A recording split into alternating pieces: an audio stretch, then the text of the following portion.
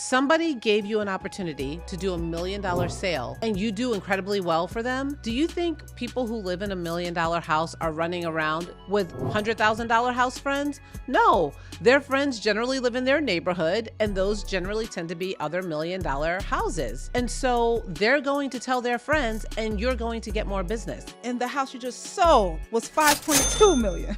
One home. People in the luxury space tend to be exceptional at what they do. That's how they got the resources to have a luxury asset. So what they value is somebody who is exceptional at what they do. The best lawyer wants the best real estate agent, right? The best surgeon wants the best real estate advisor.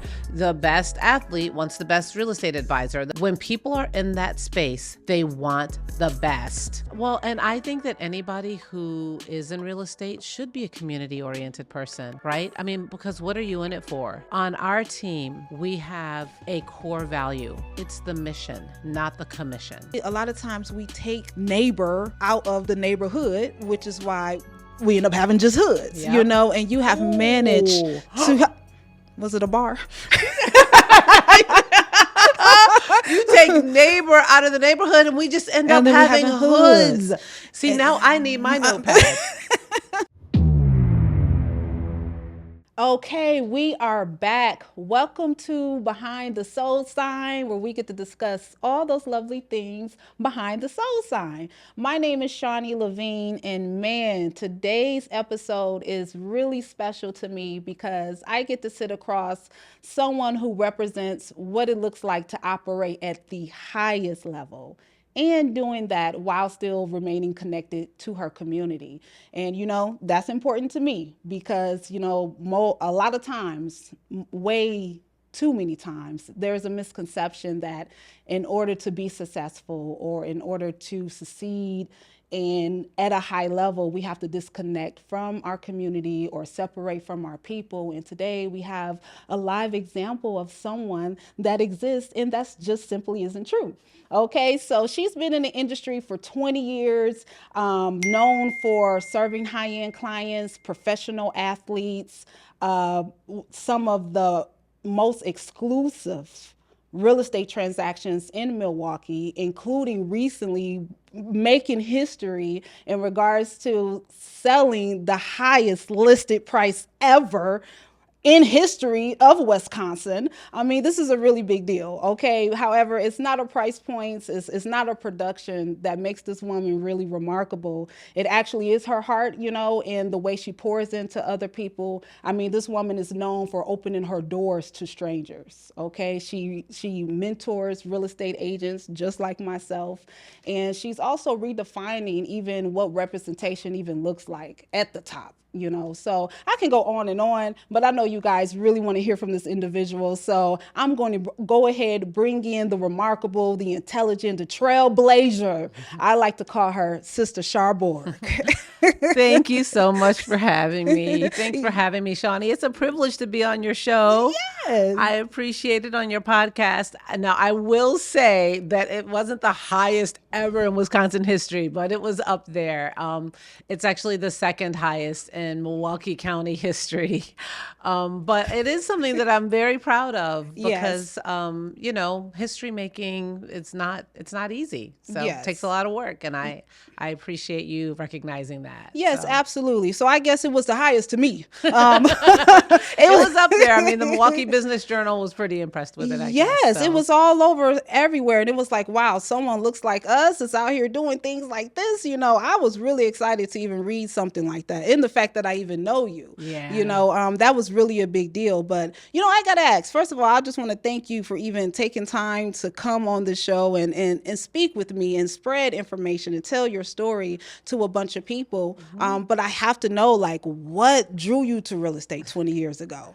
Yeah, you know, it's so funny. When I got into real estate, I did not get into real estate to be, you know, an agent who is like number one or, you know, produces in the luxury space. That was not my goal. I actually got into real estate because my husband wanted to go to grad school and we needed a form of passive income. So we started investing in real estate for ourselves. We started buying real estate. We were doing some rehabs and resells, and then we were We were also doing some rental properties. Okay. And the crazy thing is in my former life, I used to be a television news reporter, right? So okay. so I came to Milwaukee as a reporter at WISN 12 News. And I thought that would be my career. And then life happens, and I'm happy to share that with you. But, I ended up being a stay-at-home mom. And then my husband really wanted to go to grad school. And so we thought, well, we'll invest in real estate for passive income so that he could leave his job. And that's how I got into real estate. And the crazy thing was, when we first started investing, the market was great. It was popping. Everything was selling. Everything was good. But by like 2006, we could feel the market changing. We could feel it. And transparently, we didn't feel like we had a great agent who could help us navigate the shift that we were feeling.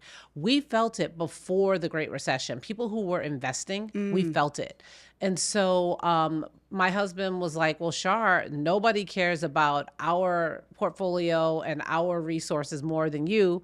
Get your license. That's right. So that's why I got my real estate license in 2006, was to really help us buy and sell and manage our portfolio. Yes, man. So you took the time to say, hey, someone is not serving me to the capacity that I think we need to be served, as well as you're not even paying attention to what in the world is happening out here. 100%. What were the signs back then? So it was very interesting. So when we first got into real estate, we actually first got into real estate in 2003, 2004. Okay. And back in 2003, 2004, like you were getting into a ton of competition, trying to get the right properties. You could put some money into those properties and then you would sell them for a fortune. And there would be many, many offers on the properties when you were trying to sell them. Sound familiar? Yeah, I was just about to say, okay, 2020.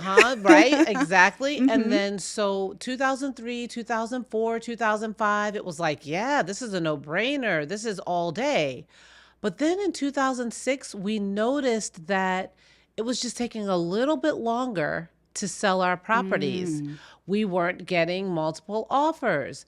Our properties were kind of sitting for a little while. The prices that we thought we could get, we suddenly weren't able to get. And our real estate agents, no disrespect, but they just were not concerned about our money. Yes.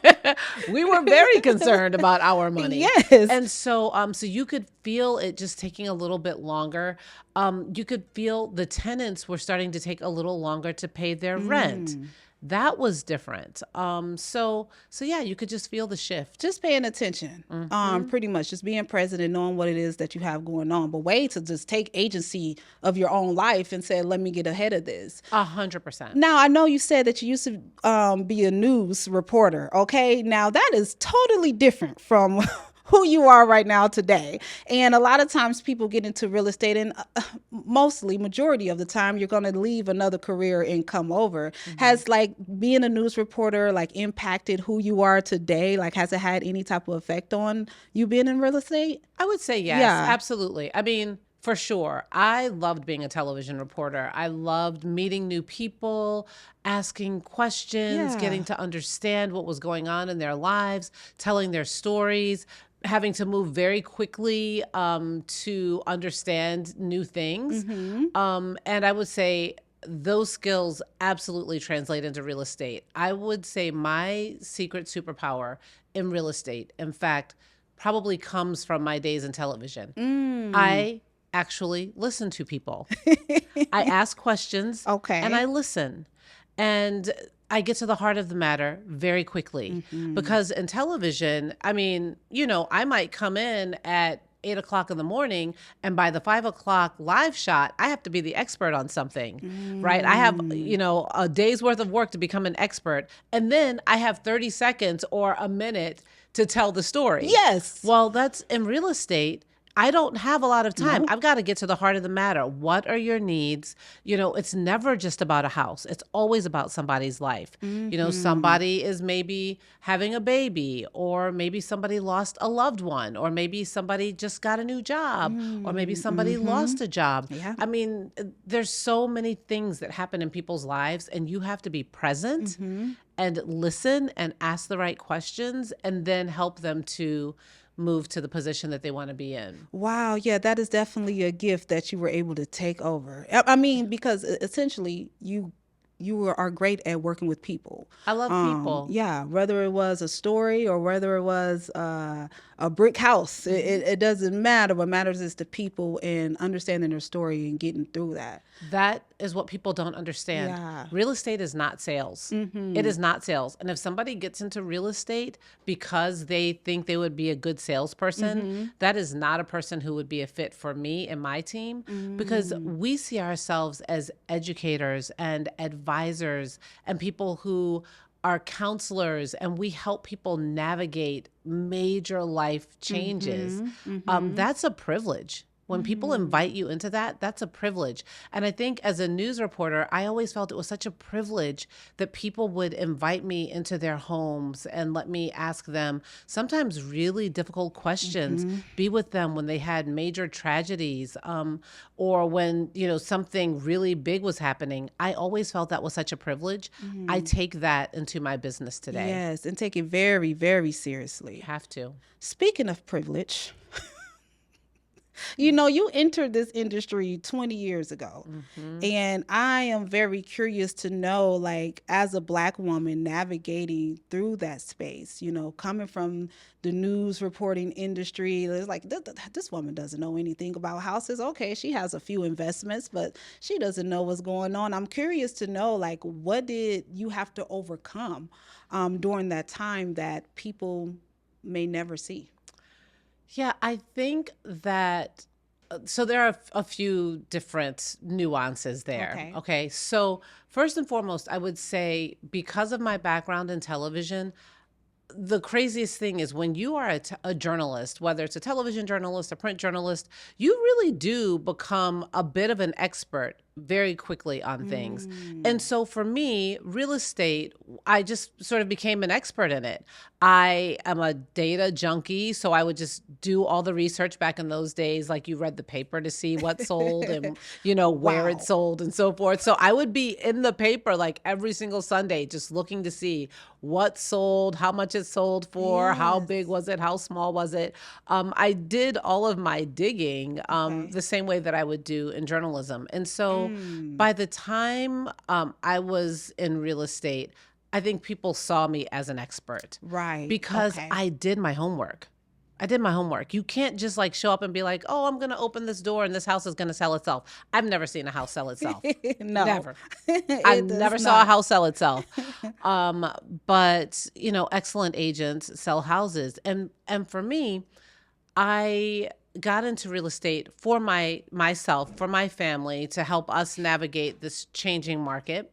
But what ended up happening was in 2008, the market began to take a turn, right? And as you know, there was the Great Recession. The market crashed, and people suddenly could not sell their houses. People were way underwater. They had way overpaid for their houses, and there were a lot of short sales and a lot of foreclosures.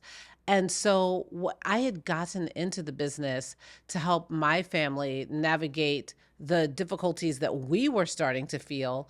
And I realized that there were many, many, many people in the same situation or worse than us.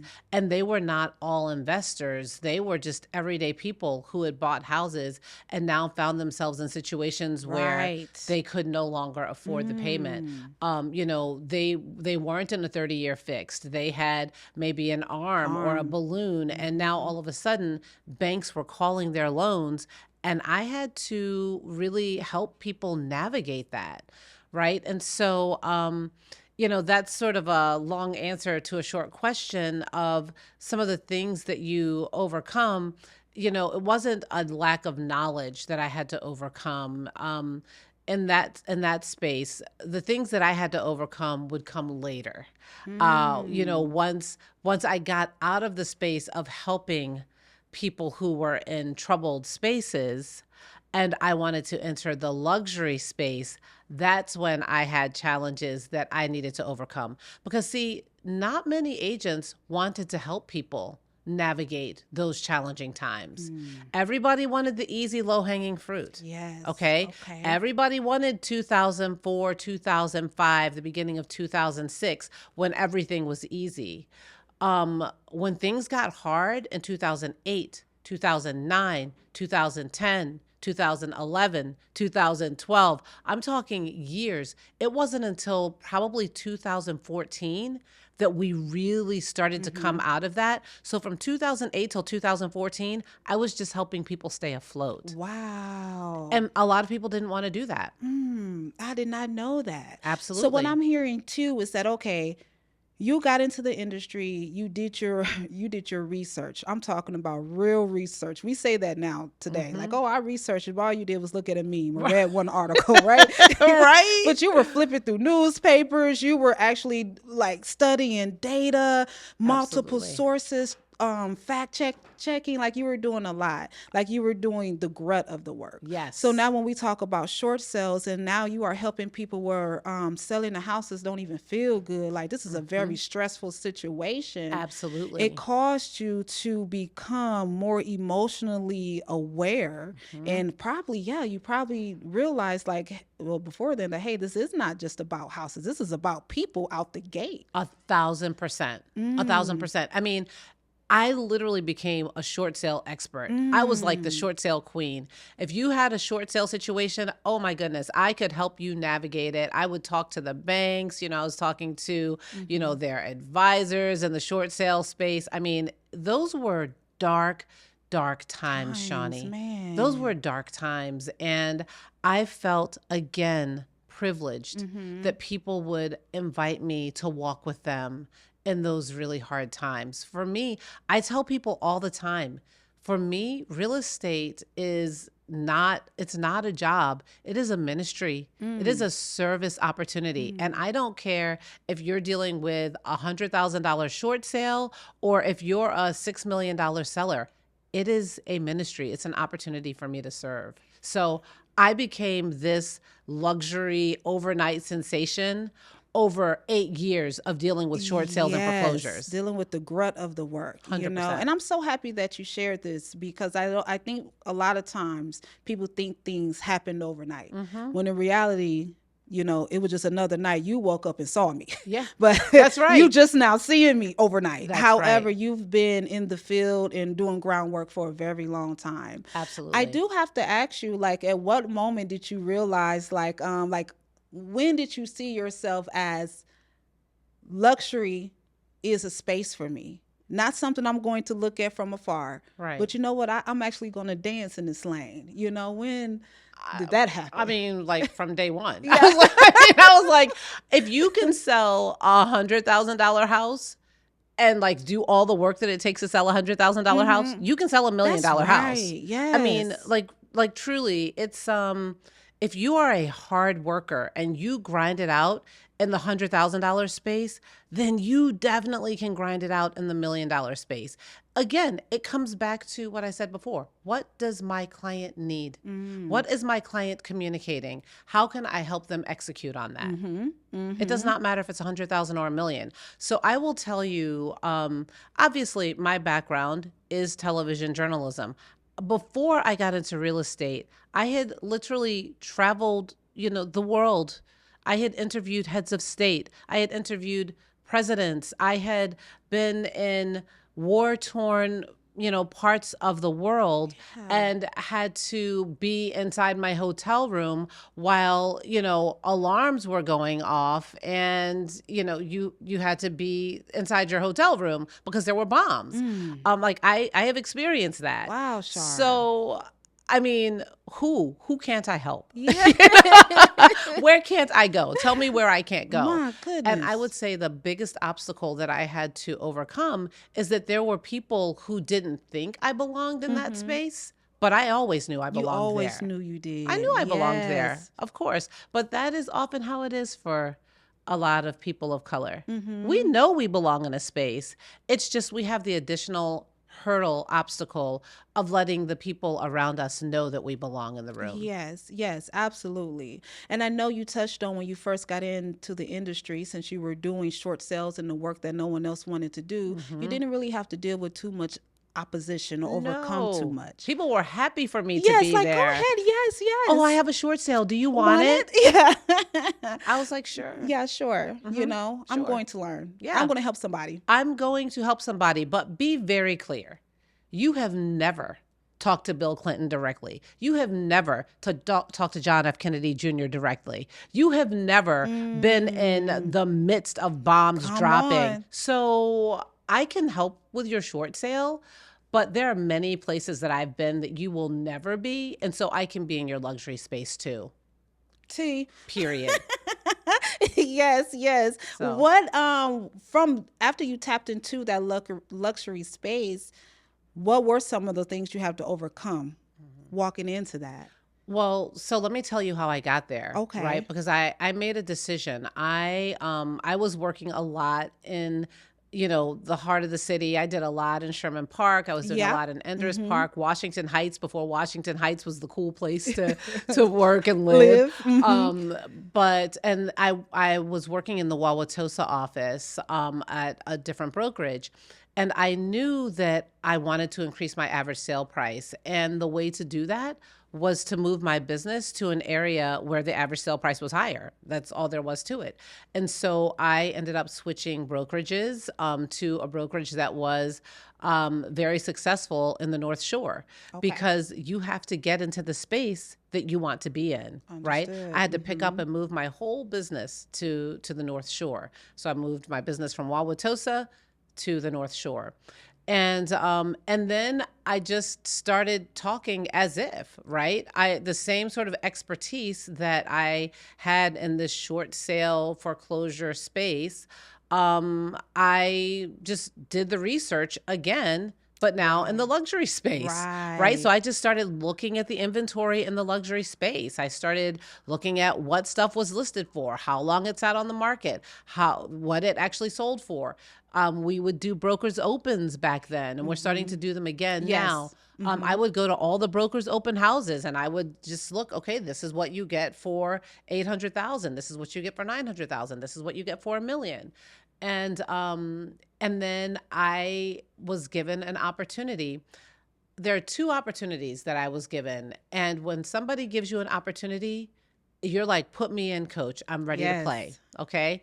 The first opportunity that I got was from some longtime friends. We had all started out together. They were living in an apartment. We were living in an apartment. But as life happens, then people go from their apartment to their house. And then they go from their first house to their second house. So these friends of mine, were wanting to move from their second house, which was in Mequon, to their third house, which was in River Hills.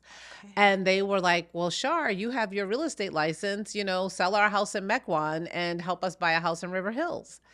And so I was like, yeah, okay, sure, I can do that. With that first listing in Mequon, I brought in another agent because I wasn't confident in myself. So I partnered with somebody. Okay. And I don't think there's anything wrong with that. But I learned from that experience, I could do it. Yes. I didn't actually need that other agent, but they were a good sort of, mentor to have in the process. And then I helped my friends buy this house in River Hills. And so that was my first experience. And that house in River Hills was about $1 million. Whoa. So I had my first $1 million transaction. I marketed it everywhere. Now, that was really before the internet was a big deal. So I sent all the postcards. I told everybody I knew. I just did everything. Put me on the front page of the You newspaper. better know. And then the next opportunity I got was a friend. She lived in the most beautiful house I think I had ever been in real life. They're a Black family, and they lived in a gorgeous house on Newberry, on the east side. It was stunning. It looked like I don't know, the Kennedys should live in that house. I mean, it was just so beautiful. And her husband had gotten a job transfer, and she was like, "Well, we have a corporate relocation. I'm going to give you a shot, and see if you can get $1 million for this house." And that was in 2011. So that was still during that the time. recession. Okay. But I was like, say less. And I just went to work, and everybody said, "You will never get $1 million for this house. Not in this market. You're not going to get $1 million."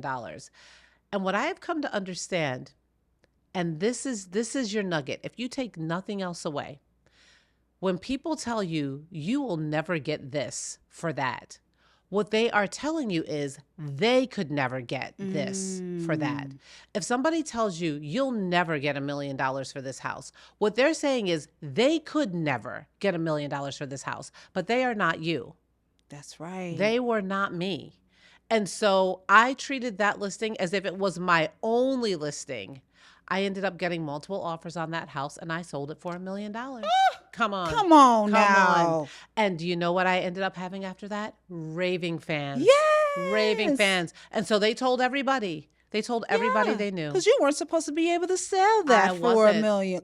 I was not. You were the person for the job. Hello. And people thought that my friends gave me this listing because they were Black and I was Black.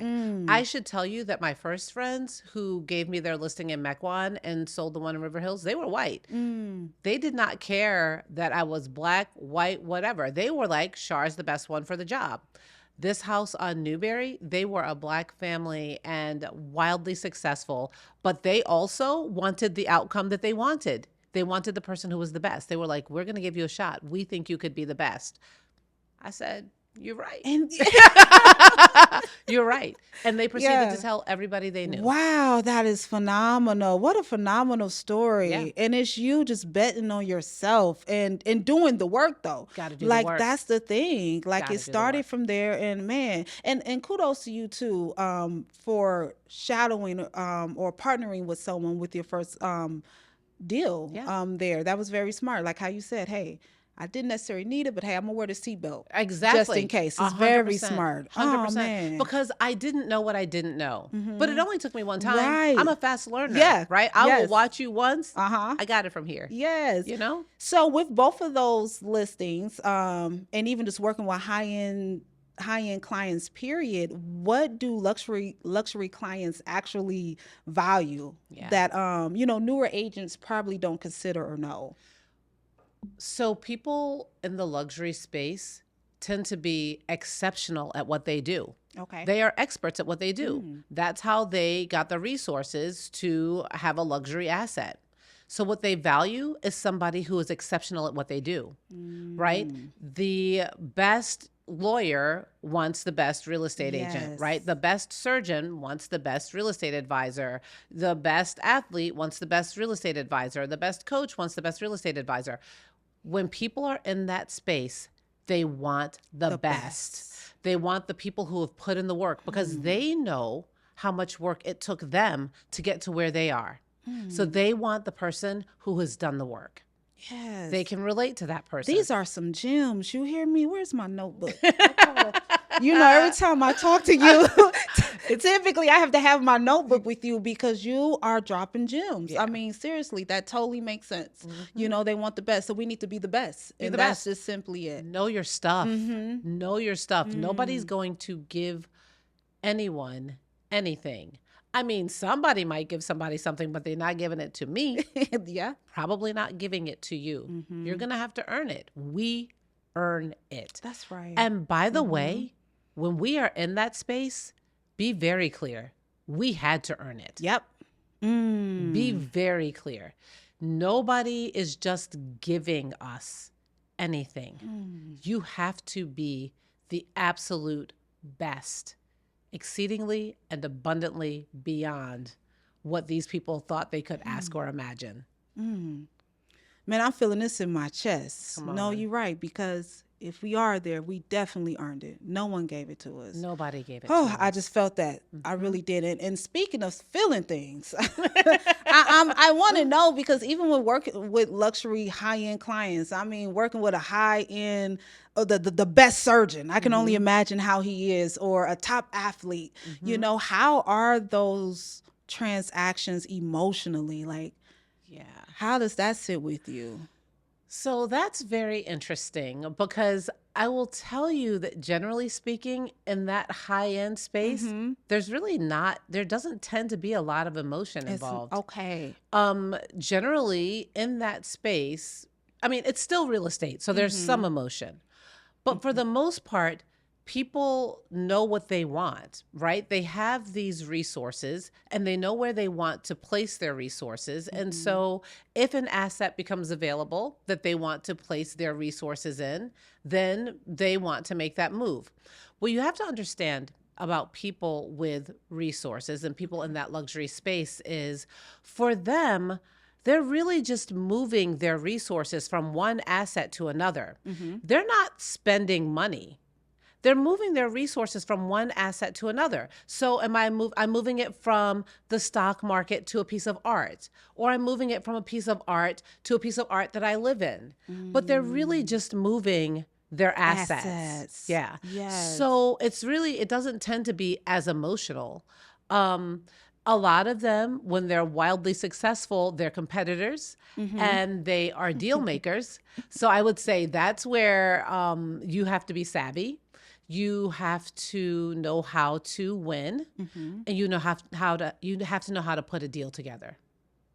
So Going back and forth and negotiating, I could only imagine, because I mean, emotionally, even dealing with clients where it's a lower price point, there is a lot of difficultness that occurs, from the loans, from the condition of the homes, and to your biggest point, you know, they don't see it as if they are moving money. that's right. You know, assets, you know, from here to there. They're spending it, you know. 1,000%. You're absolutely right. And I think that's the main thing. You have to remember who your client is today. And that's why I will never be out of the space where I help the first time buyer. Yes. I will never be out of that space, because I never want to forget. Yeah, that this is everything. People say to me, "Oh, Shar, would you take, a $150,000 listing or a $200,000 listing?" If you send somebody to me who has a $150,000 house to sell, I say to people all the time, if somebody handed you $150,000, wouldn't you want to find the best person to help you like manage that?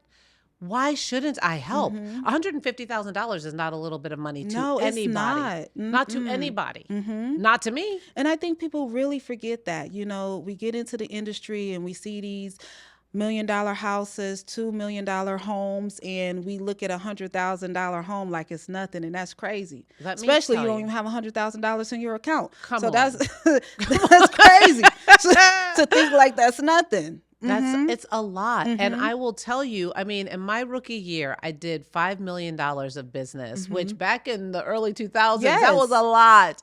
5 million was a lot. That was like 35 transactions. Baby it was a Jesus. ton. And that was stringing together like 35, $100,000, $150,000 transactions. And I remember like the first time I got a $250,000 deal, I was like, oh my gosh, and I never want to forget that, because we all start somewhere, Right. We all start somewhere. And I very much value all of my clients. I value my $200,000 clients. I value my $2, $3, $4 million clients, because they're all trusting me. To get the job done. To get the job done. To handle their asset, regardless of the price point. So you did $5 million your first year of real estate. Back then. Back then, yeah. Baby Jesus. That was a lot. And here we are 20 years later, and the house you just sold was $5.2 million. One home. Okay. I want to know, what does a transaction like that represent? Yeah. I mean, honestly, I know it wasn't the biggest. It was the second biggest. And like the first one was like 6 million or something back in 2007 or something. Exactly. Back in 2007, okay, before the market crashed. Okay, exactly. yes. And that same house did not sell for that. Right, exactly. So I do want to know, like, what does that represent, you know, in a city like Wisconsin, which is known for, well, Milwaukee, one of the number one segregated cities in the state, I mean, in the United States. And for you to sell right now, the highest listed home right now, 5.2 million. I have to know, like, what does that represent for us? So, so first I will tell you, so the list price was $5,775,000. Okay. And the house sold with a separate bill of sale. So, and that is something that people in the luxury space, like, it's a different way of sort of navigating things because they're just moving assets, right? They're just moving assets. So really all in, it was $5,925,000, but higher than the list price. Yes, correct. And I'm going to tell you what it represents. It represents a few different things. Okay. Number one, I am for sure a Black woman in one of the most segregated cities in America. And I can tell you that nobody involved in that transaction was Black except for me. And but the reason that I share that is not to say that we can't be in that space, because I have sold homes in that price range for Black and brown people, be very clear, and not just athletes. But I share that in this particular transaction that the buyer and seller were both dominant culture people, because sometimes we can let our perception of how people perceive our race get in the way of our ability to do a job. Neither of those people cared if I was Black, white, Asian, purple, whatever. They did not care. What they wanted was the best. They wanted the best. They wanted the person who could help them to best navigate this transaction. Yes. And they determined it was Shar Borg, who happens to be a Black woman. Yep, who happens to be. Yes. That's just a plus. Period, right? I mean, like, seriously. And so I share that because I don't want us to get in our own way. Yes. We may be thinking that people are thinking stuff that they are not thinking. Listen, if you have cancer, you want the best oncologist, right? If you are in a lawsuit, you want the best lawyer. Attorney, yeah. When you have an asset like that you want managed, you want the best real estate advisor. Here? And they came to me. And I gave them exactly what they were looking for and then some. And then in terms of the buyers, again, they also wanted to work with someone who could help them to navigate this transaction. They wanted to work with someone who really understood the value of the asset that they were acquiring, because at some point they may want to move their resources from that asset to another one, and they're going to want to know, can Shar help me do that? Yes. So at the end of the day, know your stuff, know your market, know your product, be the best. Yep. Be the best. Period. That's phenomenal, because to the point of your very first $1 million listing to your, and then the second one, right? Those two people wanted the best. They wanted it the was the best. same thing years ago. It's the same thing right now. And you just so happen to be Black and you're the best, right? And when we talk about us being in this industry or walking in, to your point, I have to agree with you that our own mindset cripples us in a sense, because we then foresight or create ideas of what the person in front of us is thinking. Exactly. And so then we don't move and we don't do the things, and we actually stop ourselves from being the best. Correct. In the same way we think the negative way, this person would not work with me because of XYZ. They may just work with you because of XYZ. Well, and I'm gonna take it a step further. What's interesting is, there might be other people around you who think that certain people won't work with you. And they may say that. They may whisper it. You may feel their energy saying it's never going to happen for you. But the clients are not necessarily thinking that. They're not. Right. And so it's interesting because there are some agents out there who think that the vast majority of my high-end luxury business is athletes because so many athletes are Black. But be very clear.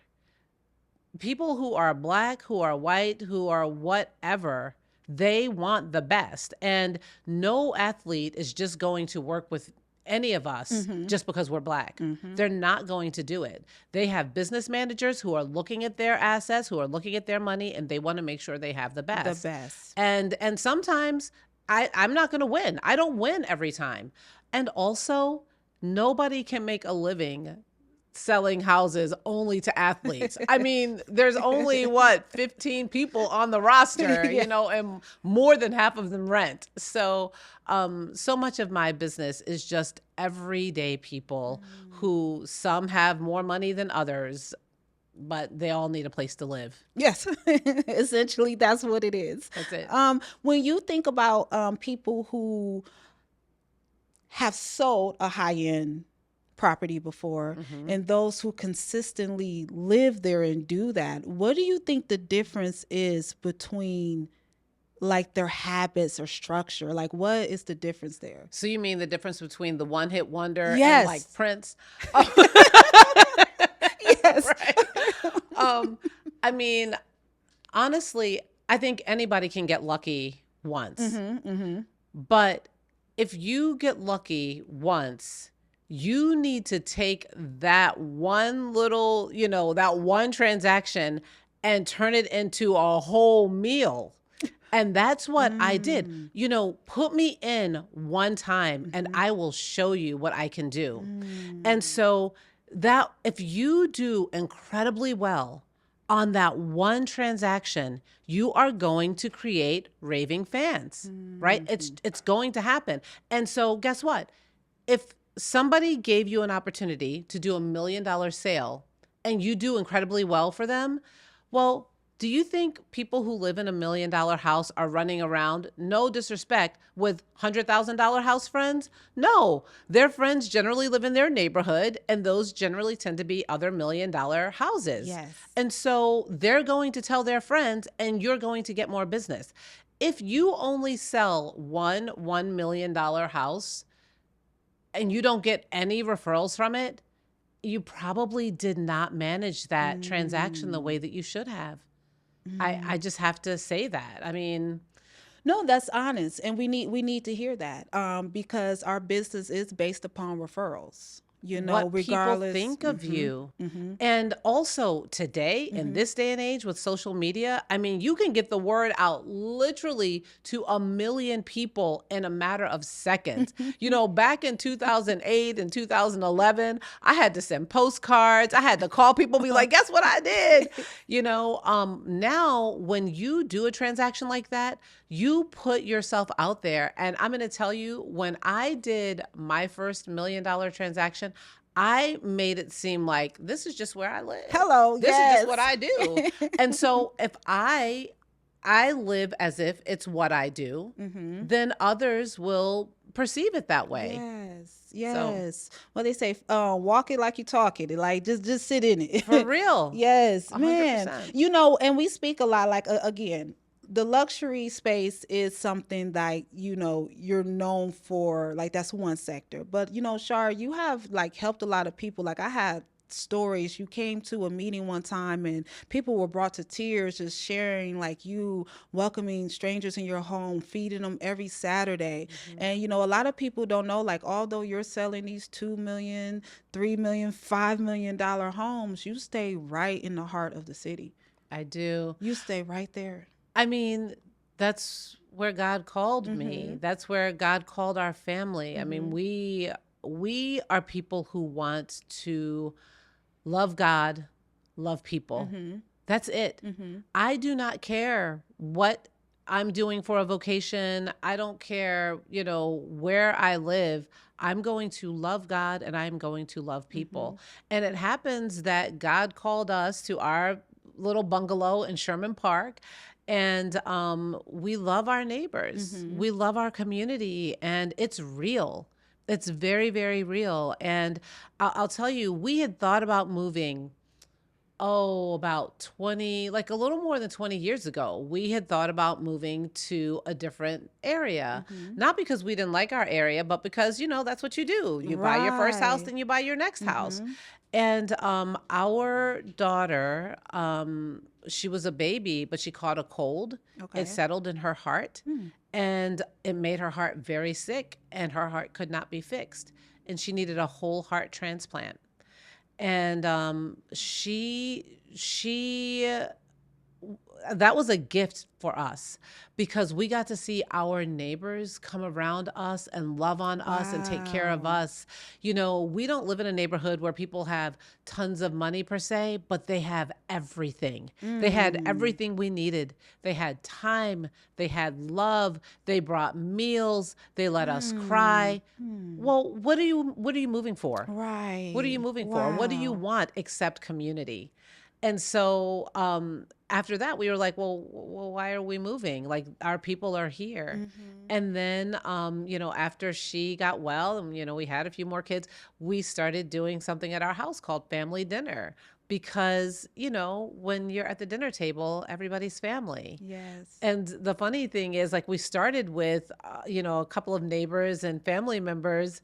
And then people would be like, this is a good time. Can I bring somebody? Can I bring somebody? Next thing I knew, I literally had like Bucks players and like kids with hoop dreams. I literally had the chief of police and people who Wow. just got out of jail all All at of the table at the same time, because at the dinner table, you're family. That's right. You're Yes. family. We need Man. that. We need more of that. Yes. Today, we need that. We do. Right at your bungalow. Come on, come on. Like, seriously, on a quiet night, on a very, very quiet night, there would be like 35 people. Wow. On a crazy night, we would have like 80, 85 people. Oh man. Yeah. Sure, I really love to hear that, because when we Yeah. think about our neighborhoods, community is needed in all spaces, no matter Everywhere. where we are, right? Everywhere. Community is necessary. It's survival, really. And we a lot of times we take, neighbor out of the neighborhood, 100%. which is why we end up having just hoods, Yep. and you have managed Ooh. to was it a bar? You take neighbor out of the neighborhood and we just end up And then we having having hoods. hoods. See, now I need my notepad. Yes. And so, Seriously, I No, love seriously. that. And so you've created a great community and you have a neighborhood over there. So I could understand why you have not moved. So because a lot of times people start making more money, they start seeing other things, and we want to move away. And it's simply because you have not created a community where you live. Otherwise it gets very hard to do that. And people get very lonely in very beautiful places. Yes. Right? As a matter of fact, so I have a friend who created family dinner in her own neighborhood in Whitefish Bay. Yeah. Because she was like, we need this. We need community. Wow. So she created it literally in Whitefish Bay. People are lonely People no are matter lonely. where you are. Because I kid you not. I mean, it's every time I see something, I want it. So for you to see all of these beautiful homes and not moving and stuff, that's hard. I was just in Tulsa, Oklahoma, and like I'm looking at like these wooden garage doors. I'll come home, I'm like, I need a wooden garage door. Me and my mom, we're in Thailand, like the bathroom was just beautiful. My mom's like, we need to have the bathroom like that. I'm like, we got to get the bathroom like that, No, that is really remarkable that you do that. But no, I'm sure, and another thing I want to ask you, because when we talk about community and pouring into people and just being a resource for people, one thing what you're doing and what you have always done, and you've been an example for me, is that you shared your insight. Like, you are an open book in regards to teaching on how you are able to work with high-end clientele, what you need to study, what you need to do, just like how you are right now. Anybody watching this, and if they actually take their notebooks and start implementing what it is that you're doing, they will, without doubt, hit not even a ceiling. I'm curious to know, why has it always been important to you to advocate for you to not be the only one in this space? Yeah, that is a great question. Like, why should I be the only one in the space? It makes absolutely no sense. You think about other people in the space, and nobody thinks anything of lots of other people being in the space. We belong in every room that we have earned our way into. And so, again, I've said this before, the only thing that keeps us out of that space will be our own mindset. Our own mindset. But I am of the opinion, as many as possible, right? Do the work. I will help you get there. I will absolutely help you get there. It's I can't even articulate how upsetting it is for me to be one of the only ones in the space. There's no reason for it. And I tell people all the time, you want to be in the space? Come on, let's go. Shadow me, mentor me. I will take you on my showings. I don't care if you're at another brokerage. Let's go. Like, we belong in all the spaces. If you do the work, you belong in the space. We belong there. And you do that. Like you are open book. And I don't think people realize that, but you are. And I'm thankful for you. It's been plenty of times I've been able to reach out to you. It's even the time I was disappointed in myself that I didn't reach out to you.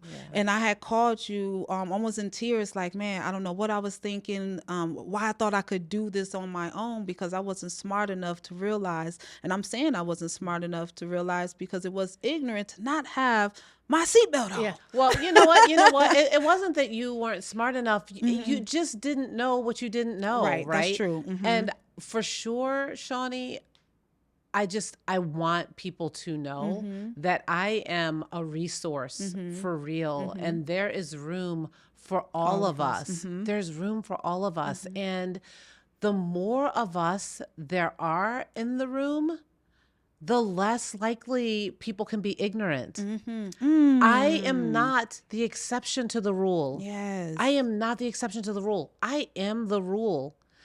You are the rule. We are the rule. And another reason that it's important for more than me to be in the room is that I don't want anybody else who is in that room to think I'm the only one who can be here. Very good point. I don't want anybody else to think that, right? Right. I want the best of the best in the room. And right now, the best of the best are not all in the room. But there's room. There is room. There is room Come at the on table. in. Come on, let's go. There's room at the table. Yeah. So when it comes to like mentoring and reaching out and giving what do they say? People picking your brain, every time somebody tells me I want to pick your brain, man. So I want to ask, because we are people, and I myself, like, I'm always willing to give information and sit down with people and give them any insight that I have. But it has to be like some type of deadline, like I could imagine, right? When people are reaching out to you, can I meet with you? Can I have coffee? Can I, and we still are very busy people. I want to know, like, how do you decide who I am going to really like just pour into? Yeah, that's a great question. So some of it is just a gut, like game, recognize game, right? And so when people reach out to me, like, I can feel it. I can feel that if I give them my time, they are going to make the most of it. Okay. And so I respond to that feeling. Sometimes I will make people chase me transparently, because, like, if you want something, you have to, like, keep like pushing and pushing and pushing, right? Like, there's a story in the Bible about this lady who kept going to the judge, and she was like, you got to hear me. You got to hear me. If somebody keeps pushing me like that, I'm going to be like, okay, let's just sit down. Because that tells me that they have the drive. They have the tenacity. There's another verse in the Bible that says, don't throw pearls to swine. And I'm not trying to say that people are swine, but sometimes, like, you have these nuggets, you have these pearls, you have this very valuable information. But if people are not going to do anything with it, then that's not going to be worth my time. But the truth about me is I so often give people the benefit of the doubt. I really do. I'll probably meet with almost anybody at least once. It's true. But really, I know who to invest in. Right. My gut knows. No, that's some good advice, but because I don't think people really touch on that too much, because at a point people do come to you left and right, and when you have a good heart, I want to sit and pour with everyone. But Right. I have to admit, sometimes you do get busy and caught up, and I intend, honestly, to your point, to sit down with everyone, but then some people don't reach back out. Right. And they accidentally fall off themselves. Right. If they would have just reached out again. Couple times. Yes. If you hit me a couple, you know what? Let me go meet with this person. Yes, let me see right? what they want. I 100%. agree. I agree. Yeah. And now what people also don't know is that, well, they do know. You have the Shar Borg team. Okay. Yes. A very successful, wonderful team. And people who are a part of your team, they become great agents. Whenever they leave your team, they start their own brokerage, so obviously you have a good culture over there. How do you recognize who is a good fit for your team? That's a great question. I mean, honestly, in the beginning, it was trial and error. Not everybody has been a good fit for my team. Sometimes you bring people on and you're like, And my recommendation with that is cut ties quickly. Immediately. Right? Ooh, Do I not feel that. do not let a cancer grow at all. Cut ties immediately. And so I've gotten really good at recognizing who's going to fit with my culture. And this is what I'm looking for. I'm looking for people who are humble, people who are teachable, people who are loving. If you are humble, you are teachable, and you are loving, then I can teach you how to sell real estate. Like, there are systems. There are things that you can do every day. Make your 10 phone calls. Yes. Do your 3 face-to-faces. Break bread with at least 2 people a day. Write 3 handwritten note cards. Like, these are just systems. Yes. But I can't teach you to be humble, and I can't teach you to be loving. Like, that has to be inside. And if you're not those things, you're not going to be a fit. If you are those things, then you've crossed the first hurdle.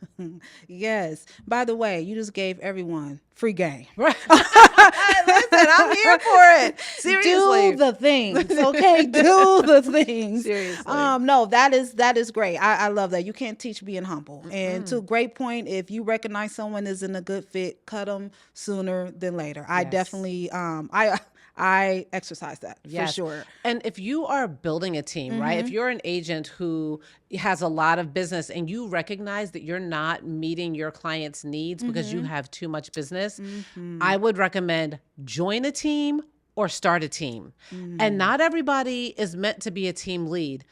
I believe that everybody should be on a team. I really believe that. As somebody who started out on my own, I started a team because I could not do it all by myself. I needed support. I needed people to help me carry the load. And the crazy thing is, once I had a team, I did more business, not because they were running out and getting business, but they were helping me to manage my business. And then that helped them to get business. So even $20 million producers, $30 million producers, I believe that everybody should be on a team because many hands make the load light.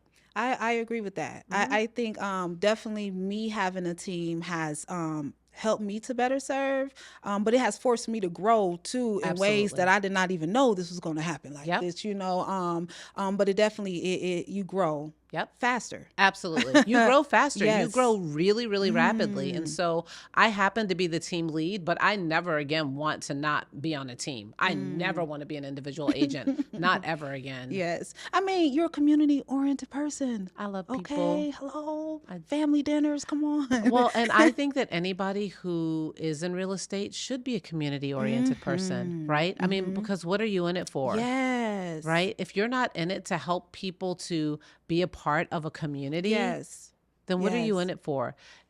On our team, we have a core value. Okay. Our team's core value is it's the mission, not the commission. It's the mission. It's not the mission, the commission. Not the commission. Whew. What are you here for? What's the mission? I love that. The commission will follow. Anyways, it's a byproduct. Yep. Follow the mission. Follow the processes.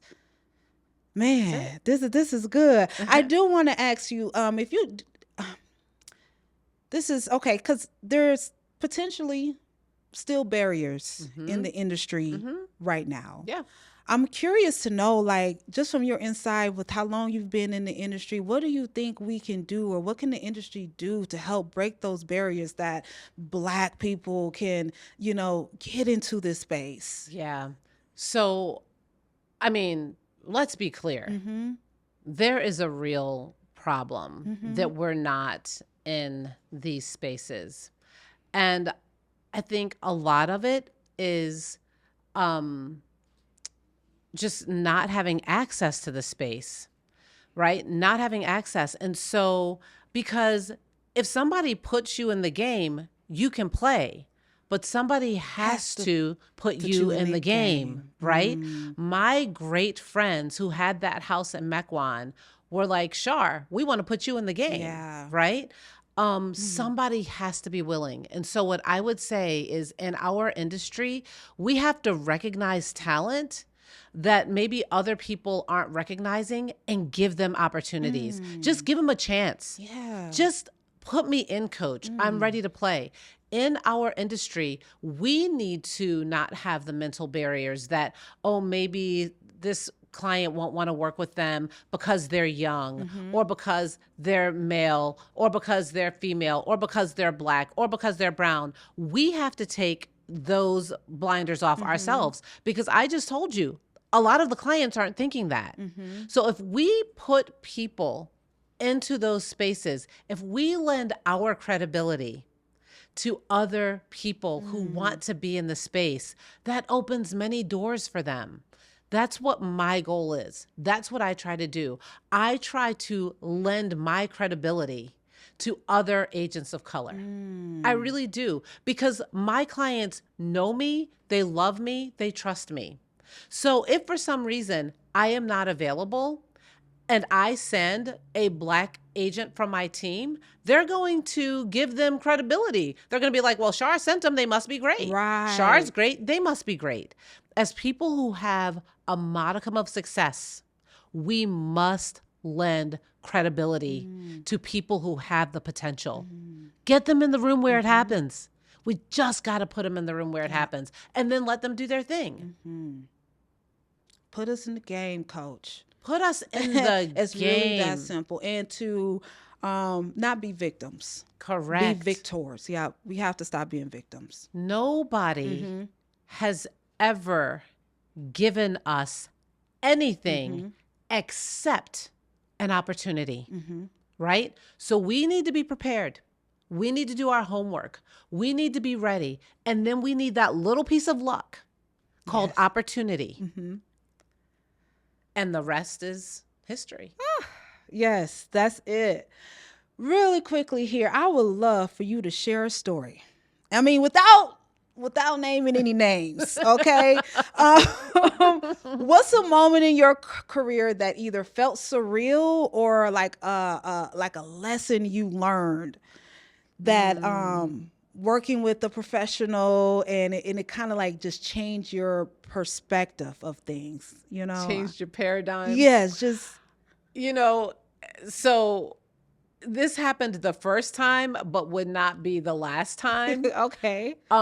I remember getting a very high-end listing ready to go on the market. And I mean, these high-end listings are big houses. And sometimes you think that people who have a house like this, like they have it all together. They have it all together. But they don't have it all together. And I can remember I have on more than one occasion, and I'm being very careful so that none of my clients think I'm talking about them, because I have on more than one occasion pulled all-nighters.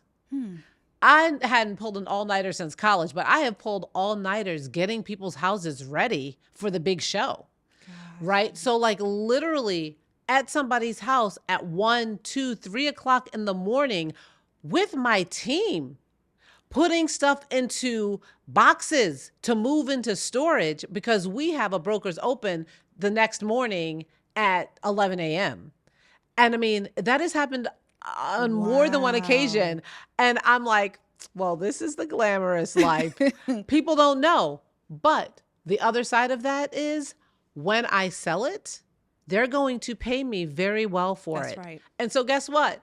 I can box up your stuff just as easily for 40K as I can for 4K. Hello. So let me box Yes. your stuff. Yes. Okay. The boxes are just bigger with nicer things in them. That's it. I mean, I guess sorry. I guess those houses and the pictures and the way they look when you put them on the market, it don't necessarily look like that when you first walk in there. I told you, I have never seen a house sell itself. Not ever. I have never seen a house stage itself. I have never seen a house organize itself. I have never. But this is why people hire us, because we will give them the white glove service that they are accustomed to, particularly in that luxury space. This is what they are accustomed to. I am going to bring the whole team in. And if I have to paint walls, if I have to, move stuff, I'm going to do it. This is what it is. Shar, there are very few people who I admire and respect. And for me to respect you, you have to have some type of intellect. Yeah. And for you to pour into me the way that you have, and this is why I really wanted to share you with the world so they can see you and hear from you, because you have great insight. But I have to know, because I'm an avid reader. Yes, I have to know, what is a book that impacts Shar? Yeah. I mean, there's some really awesome books out there, right? That you have a couple of books on your shelf. The 12-week year. That's a great one. The $1 Million Real Estate Agent. Yes. That's an excellent Oh. one. No One Succeeds Alone. That's an excellent one. But I mean, for real, this is the honest to God truth. Every single morning, every single day, there is one book that I read every day. And that is my Bible. Yes. Every day. And so there are 31 chapters in the book of Proverbs. Okay. And so every single day, I read a chapter in the book of Proverbs because I need wisdom. That book is all about wisdom. So I'll read the other books. I'll read for enjoyment. I've read Cast, The Warmth of Other Suns, which, I mean, like, you've got some great books that you have shared, and I'll read those, but like for my soul and for my business, I will read a chapter of Proverbs every day. I highly recommend. Okay. I highly recommend. It does not matter your faith. I don't care if you're Christian, Jewish, Muslim, you have no faith. It's about wisdom, and that is a game changer. Wisdom. Ironically, the book of Proverbs was brought up amongst my team when we were out in Tulsa, actually. And I said, I'm going to have to start tapping into the Proverbs. Right? And I said, I'm going to have to start writing my understanding of each one too, because I'm hearing like really great things, and it is a book of wisdom. It's no joke. And I believe that it is wisdom inspired by God, the creator of everything, the first realtor, right? I mean, like, he had all the land, right? And he created it. And I just believe that wisdom is divine. It is from above. And in Proverbs, by the way, Okay. wisdom is referred to as she and her. The Proverbs say, seek wisdom, for she is more precious than rubies. She is more valuable than gold. She, Mother Wisdom. So listen, this girl is all about hanging out with Mama Wisdom. Okay. Yeah. Yes. Check it Thank out. you for dropping that gem. I Check knew it you out. was sitting on something. Come I on, knew it. come on. Listen, I love it. Be with the mother. We be with the father, be with the mother. Yes. Yes. She is wisdom. She is Now, wisdom. I believe that for sure. Yes. Without a doubt. Ironically, I'm reading a book right now. I kid you not. Today, this morning. Wisdom. It's Ryan Holiday. Wisdom takes work. I believe is what it's called. Wisdom takes Ooh. work. So I just started it. Come on. And it checked me so hard this morning, man. So I love reading, but sometimes I just get checked. And it told me, it said reading isn't enough. It was like what he was saying in the book. Reading is not enough. Work without action. I mean, faith without works is dead, right? I mean, Yeah. like, show me your faith by your works. Yes. So, and yeah. ironically, your Proverbs and Yeah. wisdom, and I had no idea the correlation. So that is remarkable. Every single day I sit and I meditate on it. Yeah. But look, it's rich. Yeah. So that's why I can only read one chapter a day, because I'm like, ooh, that was a lot. And you want to sit with You it, wanna you sit know, with and it. really take it in. Yep. You know, Shar, you are a remarkable woman. I mean that in every attribute, like that I could Thank imagine. There's you. a lot of people that look up to you. There's a lot of people who are proud of you. Takes one to know one. And I always tell people, you know, it doesn't matter if I'm proud of you. It doesn't matter if your parents are proud of you. What matters is you being proud of yourself. And I want to ask, like, what is something Shar is proud of about herself? Oh, that's a great question. Honestly, I think the thing that I'm most proud of is that I'm real. I'm the real deal, and I make every effort to always be real. So the Shar that you see right here is the same Shar that you're going to see in a $5 million listing. It's the same Shar you're going to see at a $100,000 listing. It's the same Shar you're going to see at church. It's the same Shar you're going to see at the grocery store. I'm like, what you see is what you get. And I think I'm most proud because I dig me. You know, I dig me. I like me. And because I like me, I love you. Yeah, yes. Because I like me, I love you. That's where it starts. And I think that's what I'm most proud of. I like me. Yes. I'm the real thing. Well, we love you, Shar. I know without a doubt everyone who's watching got some great insights, some gems, some bars. I mean, non-stop nuggets during this episode. So I really want to just really thank you for taking your time to pour into whoever is watching, teaching us how to break our negative mindset about whatever, you know, teaching us to actually do the work and reminding us that it's not just going to come to us. We have to do the work. If we want to hit certain markets, if we want to be the best, well, we need to be the best. Kobe stayed in the gym. Come on. When no one was there. You're putting You up. know? Let me just say one more thing. Yes. Listen, you'll look at somebody who has body all day and be like, man, I wish I had that body. I had that experience today sitting across from Shawnee. I'm not going to lie. But, Shawnee, you stay in the gym. You stay in the gym. Like, this fitness doesn't just happen overnight. And it is the same thing with real estate. There is no Ozempic path to being a luxury real estate agent. Okay? There is no shortcuts.